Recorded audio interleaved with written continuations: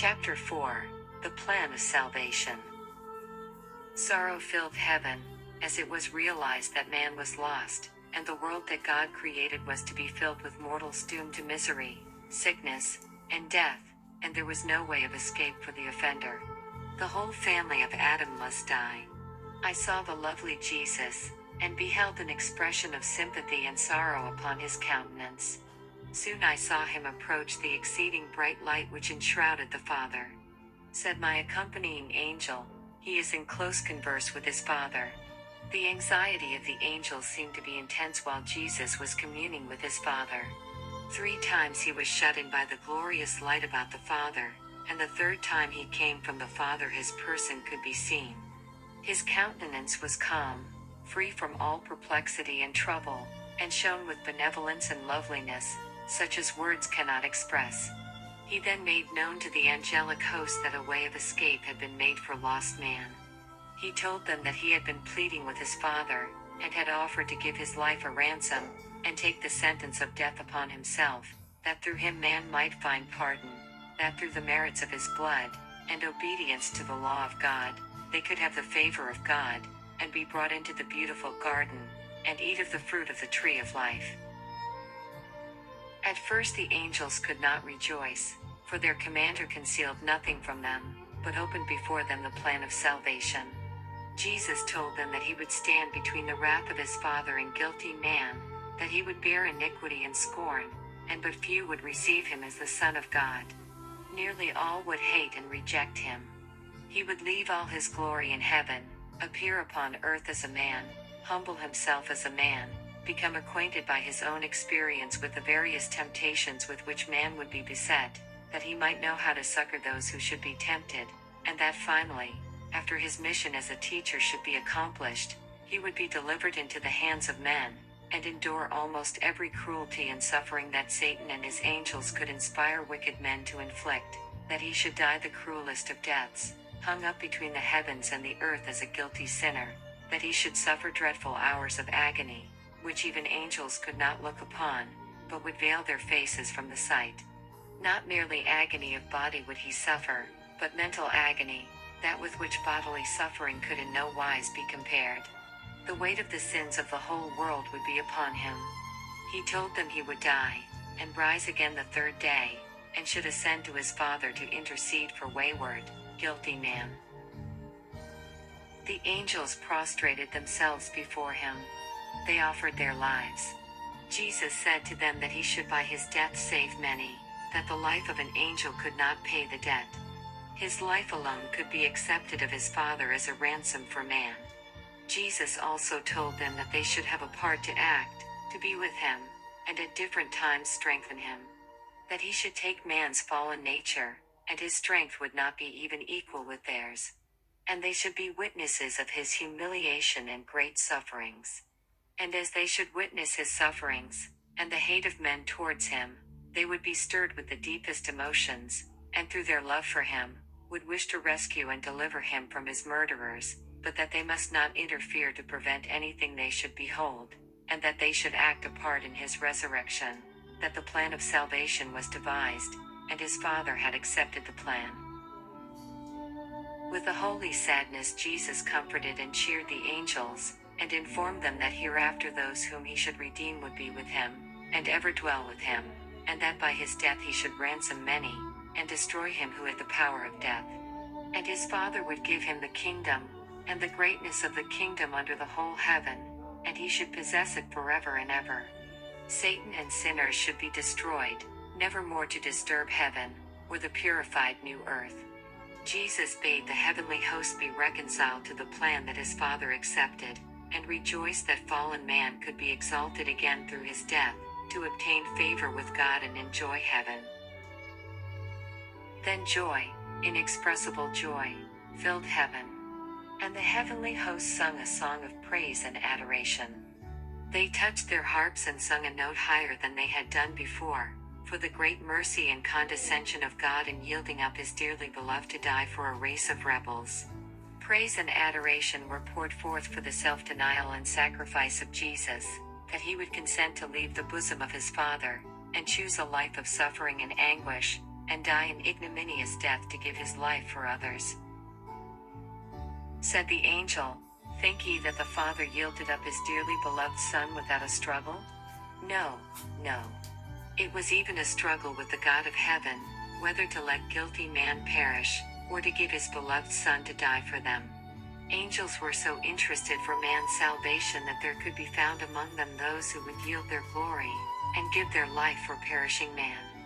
"But," said my accompanying angel, "that would avail nothing. The transgression was so great that an angel's life would not pay the debt. Nothing but the death and intercessions of his Son would pay the debt, and save lost man from hopeless sorrow and misery. But the work of the angels was assigned them, to ascend and descend with strengthening balm from glory to soothe the Son of God in his sufferings, and administer unto him. Also, their work would be to guard and keep the subjects of grace from the evil angels, and the darkness constantly thrown around them by Satan. I saw that it was impossible for God to alter or change his law, to save lost, perishing man. Therefore he suffered his beloved Son to die for man's transgression. Satan again rejoiced with his angels that he could, by causing man's fall, pull down the Son of God from his exalted position.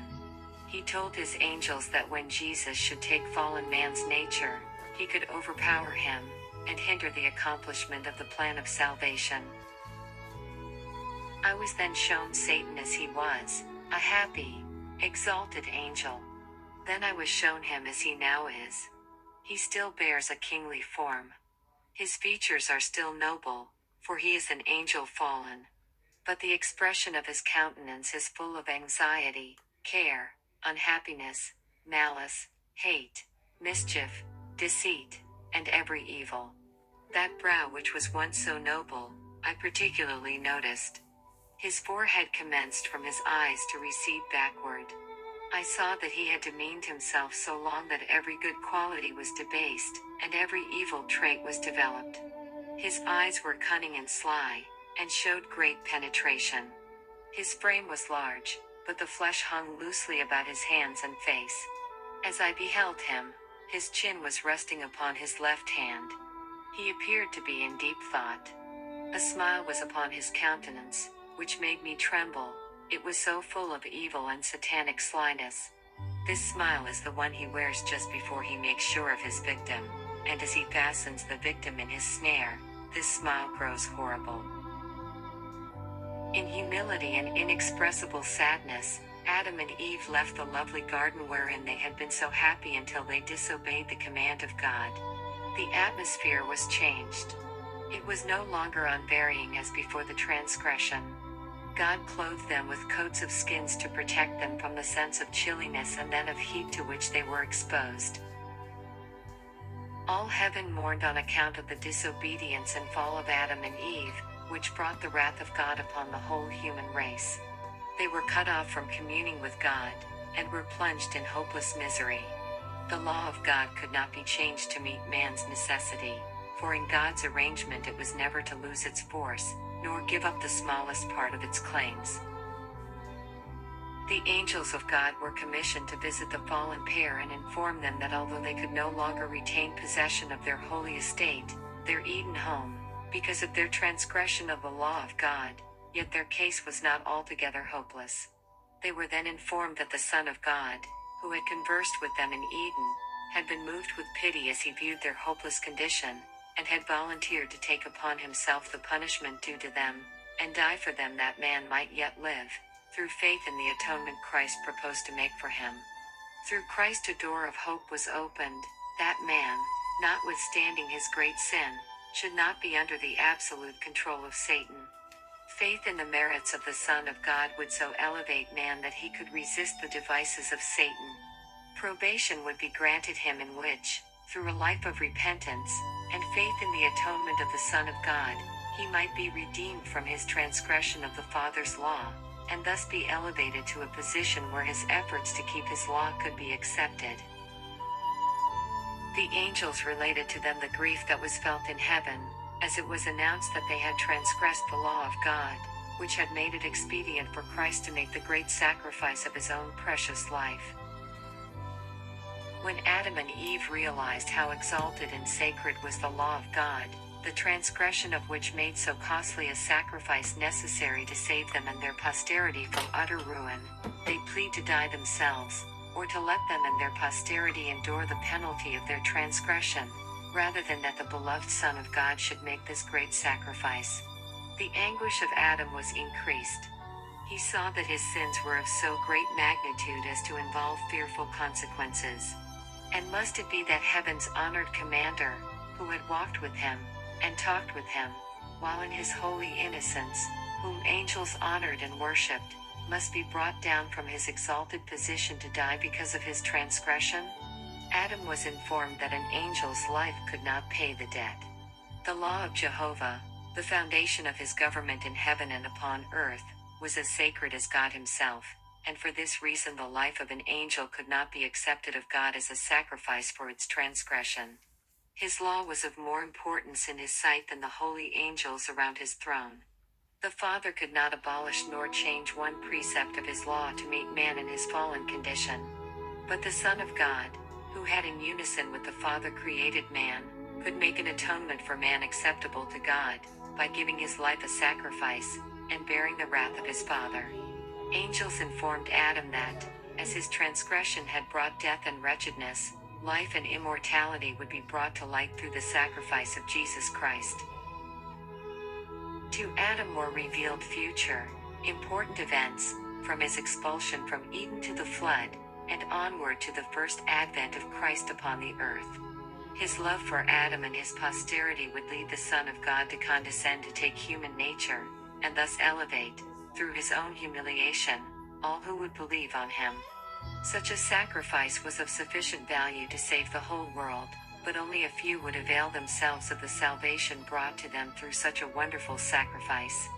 The many would not comply with the conditions required of them that they might be partakers of his great salvation.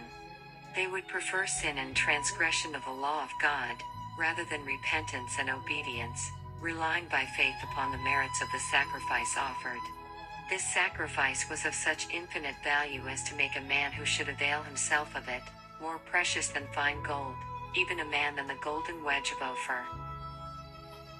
Adam was carried down through successive generations, and saw the increase of crime, of guilt and defilement, because man would yield to his naturally strong inclinations to transgress the holy law of God. He was shown the curse of God resting more and more heavily upon the human race, upon the cattle, and upon the earth, because of man's continued transgression.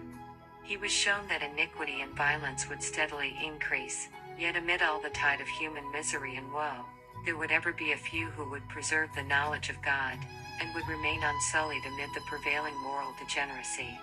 Adam was made to comprehend what sin is, the transgression of the law. He was shown that moral, mental, and physical degeneracy would result to the race, from transgression, until the world would be filled with human misery of every type. The days of man were shortened by his own course of sin in transgressing the righteous law of God. The race was finally so greatly depreciated that they appeared inferior, and almost valueless. They were generally incompetent to appreciate the mystery of Calvary, the grand and elevated facts of the atonement and the plan of salvation, because of the indulgence of the carnal mind. Yet, notwithstanding the weakness, and enfeebled mental, moral and physical, powers of the human race, Christ, true to the purpose for which he left heaven, continues his interest in the feeble, depreciated, degenerate specimens of humanity, and invites them to hide their weakness and great deficiencies in him. If they will come unto him, he will supply all their needs. When Adam, according to God's special directions, made an offering for sin, it was to him a most painful ceremony. His hand must be raised to take life, which God alone could give, and make an offering for sin. It was the first time he had witnessed death. As he looked upon the bleeding victim, writhing in the agonies of death, he was to look forward by faith to the Son of God, whom the victim prefigured, who was to die man's sacrifice. This ceremonial offering, ordained of God, was to be a perpetual reminder to Adam of his guilt, and also a penitential acknowledgement of his sin. This act of taking life gave Adam a deeper and more perfect sense of his transgression, which nothing less than the death of God's dear Son could expiate. He marveled at the infinite goodness and matchless love which would give such a ransom to save the guilty. As Adam was slaying the innocent victim, it seemed to him that he was shedding the blood of the Son of God by his own hand. He knew that if he had remained steadfast to God, and true to his holy law, there would have been no death of beast nor of man. Yet in the sacrificial offerings, pointing to the great and perfect offering of God's dear Son, there appeared a star of hope to illuminate the dark and terrible future, and relieve it of its utter hopelessness and ruin. In the beginning, the head of each family was considered ruler and priest of his own household. Afterward, as the race multiplied upon the earth, men of divine appointment performed this solemn worship of sacrifice for the people. The blood of beasts was to be associated in the minds of sinners with the blood of the Son of God. The death of the victim was to evidence to all that the penalty of sin was death. By the act of sacrifice, the sinner acknowledged his guilt, and manifested his faith, looking forward to the great and perfect sacrifice of the Son of God, which the offering of beasts prefigured. Without the atonement of the Son of God there could be no communication of blessing, or salvation from God to man. God was jealous for the honor of his law. The transgression of that law caused a fearful separation between God and man. To Adam in his innocency was granted communion, direct, free and happy, with his Maker. After his transgression, God would communicate to man through Christ and angels.